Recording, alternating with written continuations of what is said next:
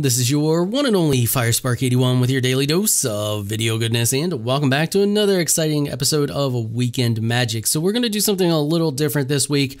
The new Allegiance expansion just came out, and I thought it would be fun to buy a bunch of packs and open them since I have a bunch of currency to mess with because I've been saving it. And I also got some for doing the event.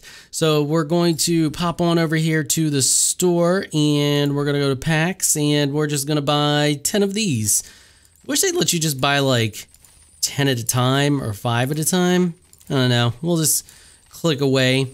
And then we'll see what we get from spending all of our gold. Then if I don't get enough from that, I will spend some gems. So we can get 15 packs there, and then I should be able to get another 6 packs on top of that. So we're going to start off with these 13 here. So I'm not going to do the open 10 at a time. I don't like that. I like opening them one at a time and seeing all of my cards, even the commons. So what do we get here? So, oh, that's nice. I like wild cards too. I'm fine with wild cards. So we got Spider, don't care about that. Let's see. This card was meh. I don't even remember seeing this card. I mean, that wouldn't be bad for, actually, it's not. It's relatively cheap casting cost, and it destroys artifacts or enchantments. Can't be blocked by more than one creature, and you only need 2 red and 2 green for a 5/5. It's actually not a bad card right there. We'll get the rest of these commons here. That one was okay. I don't think I played with that one. And I mean, you gain 2 life when it enters the battlefield, and you get it's a 3/2 for 3. All right, let's see what our rare card is.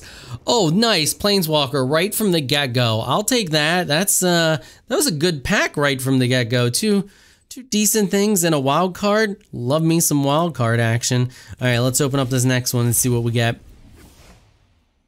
All right, so that I saw that card, but I didn't play with it. We got to lock it. This card I've seen a lot of people playing with and seems to be performing relatively well. Common wild card, that's good. This guy was killing it. It's just like I mean, when you're playing a Gruul deck, you don't really expect this to do too much, and then people pump it up, and yeah. What do we got with this one here? The Senate Griffin. When Senate Griffin enters the battlefield, scry once. Scry's not bad, but that casting cost is rather expensive. We got flying. Other creatures you control with flying get 0+1. That's actually pretty good because you can play this, and then you can play, there's another card that they deal damage equal to their toughness. So it's like kind of a cool combo. But yeah, this actually is a pretty decent uncommon. This one, meh. Meh.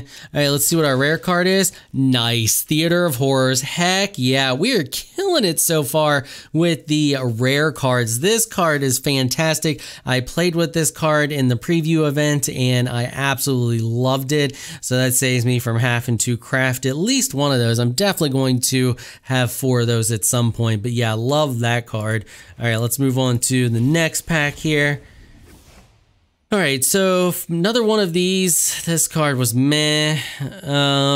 Riot and Menace, but its casting cost is rather expensive. Titanic Brawl. This spell costs 1 less to cast if it targets a creature you control with a +1/+1 counter on it. Target creature you control fights. Oh, so it's just a fight card. Nah. Vigilance can't be blocked, but it's only a 2/5. This actually isn't a bad common. I mean, its power is only 2, which is kind of meh. I would have much rather had it be a 2/3. It only costs 3 to cast, with being 1 black and 1 red, but it allows you to ping, which is fantastic. What do we got here? And there's the battlefield. You gain 2 life and draw a card. Whenever you cast an instant spell during your main phase, you may return 𝐆𝐞𝐭 𝐒𝐤𝐢𝐚𝐥 to its owner's hand. Oh, okay. I remember seeing this one. I didn't play with it, and it might be good if you're playing a heavy instant deck, but meh. I don't really like that casting the enchantment, then returning it to your hand, then casting it over and over and over again. Gameplay all that much. Then we got Gateway Sneak. Meh. Not too impressed with that one. All right, here we go. What are we getting? Oh, nice.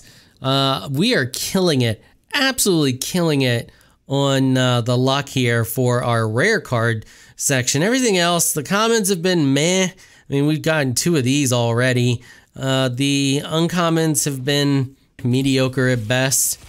All right, come on, let's get some good uncommons here. Nice. Love me some dual cards. That one's not bad at all. Tap a creature, draw a card, create a 𝐆𝙪𝙩𝙧𝙤, and gain 1 life for each creature you control. That's actually not a bad one at all. The 𝐷𝐿𝐴𝐴𝐷𝐿𝐴𝐴𝐷 was meh. Didn't really care too much for that one. This is great for a mill deck, although I don't have a mill deck, but I wouldn't mind building one. I have not built one yet. Got Spectacle on this one for 5/2. Another Locket. Death Touch. I love Death Touch, so I'm actually glad to get this one because I think I used this one. So I'm actually glad to get that. I don't mind being a common. I mean, it's 3 to cast it, and it's only a 2/2, but it gives you, I mean, it's Death Touch, so it basically stops an opponent dead in their tracks.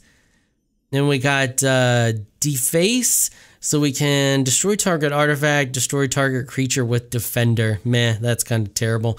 Okay, here we go. We're going to continue to kill it. Oh, yeah. Little shock land action. Killing it with the rare cards. All right, let's keep going here. So what do we got? Got another, we're getting a ton of Locket action. Riot and Trample. This is actually a pretty good card. I think so. I mean, it's expensive, but it's got Riot and Trample, which is great. Riot's a new ability, and when it enters the battlefield, you can either give it haste or +1/+1. So this could end up being a 7/7 for 7 mana, so not the worst card possible. Meh, don't really care for that one. Is this the second one of these we got? Did I just see this one? I mean, its spectacle cost isn't terrible. It's 3 mana for a 5/2, so I mean, if you can manage to pull off Spectacle, I wouldn't call it terrible.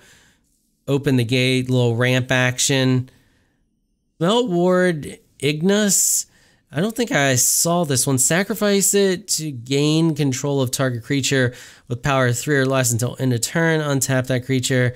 Activate, blah, blah, blah, blah. So it's basically creature theft, and it's a creature for a 2/1. Meh. We got Gruul Beastmaster. It's a 2/2 for 4. It's got Riot, so it could end up being a 3/3. Whenever Gruul Beastmaster attacks, another target creature you control gets +X/+0 until the end of turn, where X is Gruul Beastmaster's power. That's not terrible. Not terrible. Not great, but not terrible. All right, here we go. What do we got? Oh, nice. This is an excellent card. I did not play with this card in the preview event, but I saw a lot of people playing with it and doing some pretty degenerate stuff. So I'm actually glad to get my hands on that one. We haven't gotten any, I don't think we've gotten any Afterlife cards yet. I want to get some Afterlife action. There was a lot of good, I played with a lot of Afterlife and I really enjoyed that mechanic. This guy's not terrible. Freaking Persistent Petitioners. When Hasda Officer enters the battlefield, target creature you control gets a +1/+1 until end of turn. Rakdos Trumpeter gets +2/+0 until end of turn. And it's got Menace. So, I mean, that's an expensive cost to pump up its power. Yeah, that's meh. Rafter Demon. I don't really care for Rafter Demon at all. The Senate Guild Mage is not terrible. I mean, you tap one. Out of all the Guild Mages in this one, I think this one's one of the best out of all the Guild Mages in this expansion. Because, I mean, you can tap it and tap 1 planes to gain 2 life. Or you can draw a card and discard a card for 1 blue. That's actually pretty decent. And, I mean, it's only a 2/2, but you're not really casting it for its power and toughness. And, I mean, it's probably going to get removed because it's a good card. But that happens if you're playing good cards. You just got to hope that your opponent doesn't have removal for it. But that's actually pretty good get there. So let's see what we get. Revival and Revenge, another dual card. I will take it. Absolutely awesome. And then we got another wild card, which is great. I love wild cards, so just get whatever I want with it. Can't beat that. All right, another Gravel High Goblin, not terrible. Watchful Giant. When Watchful Giant enters the battlefield, create a 1/1 white human creature token. Man, he is expensive. 6 for a 3/6, and then you get a 1/1 token. Meh. Thirsting Shade lifelink, and then you can pump it.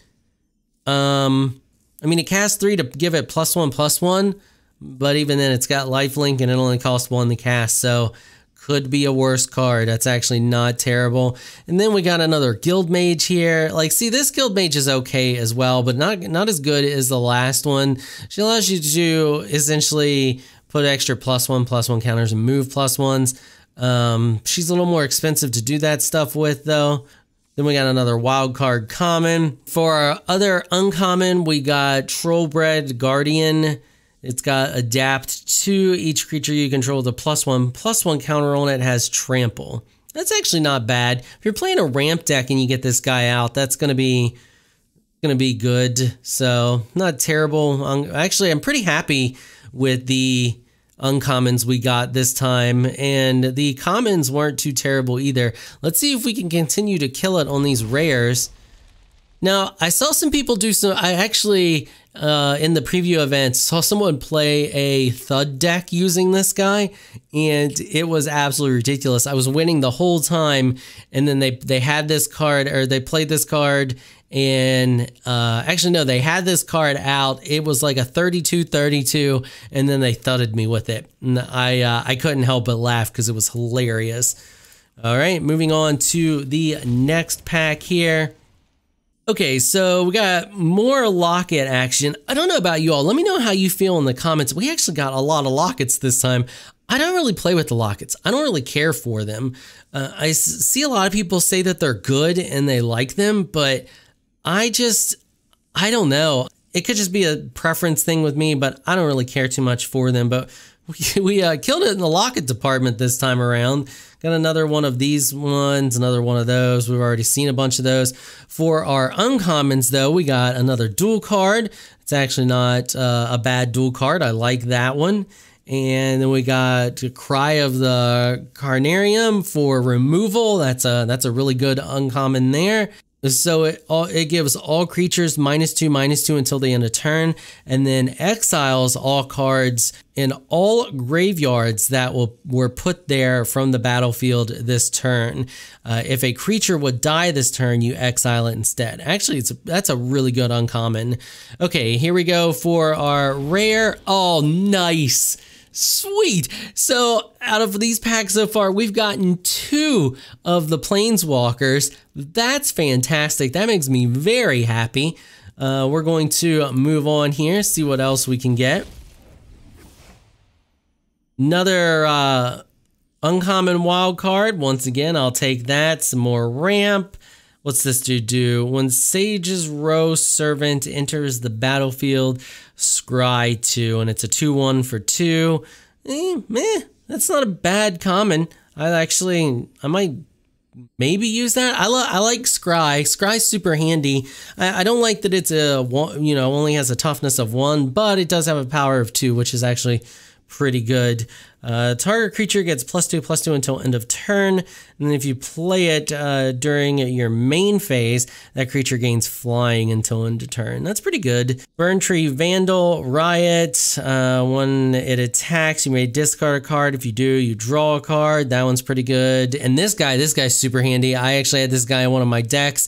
It's Defender, and it's a 0/2, but it's 1 to put out, and then you can basically just ping each player. So you ping yourself and them each turn, but it's okay if you can manage to start dealing a lot of damage to them ahead of time to get them lower than you, because then they have to try to play catch up. And it also allows you to activate your Spectacle as well if you need to in a pinch. And then we got the Clan Crusher. I feel like he's just a terrible card. I don't know, you may disagree with me, but I feel like it's terrible. All right, here we go with the rare. Oh, nice. Nice. Loving it. Loving it. We have killed it every turn with the rares. Okay, here we go. Or I should say every pack, not every turn. So we got Slimebind. Probably never use that card. Frenzied Aeronix. I don't even know how to pronounce that. That's actually a really good card. I've seen a lot of people playing with this card and just, wrecking house with it. Civic Stalwart. When Civic Stalwart enters the battlefield, the creatures you control get, oh, that's all creatures you control get +1/+1 until end of turn. That's pretty good. Another Open the Gates. And then another one of the Arbiters. So really good stuff there. Flames of the 𝐆𝐸⁸. Flames of the 𝐆𝐸⁸ deals 4 damage to target creature and opponent controls. Then Flames of the 𝐆𝐸⁸ deals 2 damage to each other creature. That, oh man, that's really good. That's pretty good. It's expensive, but it's good. End-Raze Forerunners. They have, oh man, they're expensive. Vigilance, Trample, Haste. When the Forerunners enters the battlefield, other creatures you control get +2/+2 and gain Vigilance and Trample until the end of turn. Meh. I think that's our first bust on a rare. I'm not too excited about that. I'll probably never use that. I mean, that casting cost is rather ridiculous. I mean, you can't win them all, right? I mean, we were bound to get some crappy rares eventually. Meh. I mean, Reach is okay. Is that our 4th Open the Gates already? Happy to get that guy. That guy's, I'm indifferent about that one. Basilica Bellhaunt. When it enters the battlefield, each opponent discards a card and you gain 3 life. And it's a 3/4 for 4. That's not bad. That's not bad at all. I'm happy with that one. Angelic Exaltation. Whenever a creature you control attacks alone, it gets XX until the end of turn, where X is the number of creatures you control. So I don't know how I feel about this card. I feel like in the right deck, this card could be absolutely just ridiculous and cause like so much problem. Maybe in like a Selesnya deck, and then you just have a bunch of little 1/1s out on the battlefield, and that just all of a sudden when you attack with one at a time, they just become ridiculous. I don't know. I'm going to have to mess around with this one. I may spend a couple of wild cards and get a couple more of those and just see what I can do with them. Because I feel like this may be a diamond in the rough, like a hidden gem or something. Okay, moving on to the next. Nice. I played with her a lot. Loved her. She was absolutely fantastic. Won me a bunch of games. Okay, moving on. Another locket, which is so many lockets. Another one of these, that's fantastic there. Scorch Mark deals 2 damage to target creature. If that creature would die, exile it instead. That's super handy. I like that. That's a really good common. Rebel Belt Runner can't be blocked by creature tokens. 3 for a 3/3. I mean, that's pretty good. We did good in the uncommon department so far this turn. Summary Judgment deals 3 damage to target tapped creature. If it's cast during your turn, it deals 5 damage. That's a really good card right there. All right, here we go with our rare. Sphinx of Foresight. Cost 4 to cast. It's a 4/4. You may reveal this card from your opening hand. If you do, scry 3 at the beginning of your first upkeep. Flying at the beginning of your upkeep, scry 1. Oh, wow, that's actually a pretty good card. I missed that card somehow. Yeah, I like that. Okay, last but not least, Clear the Mind. Fantastic card. Played with it. Loved it.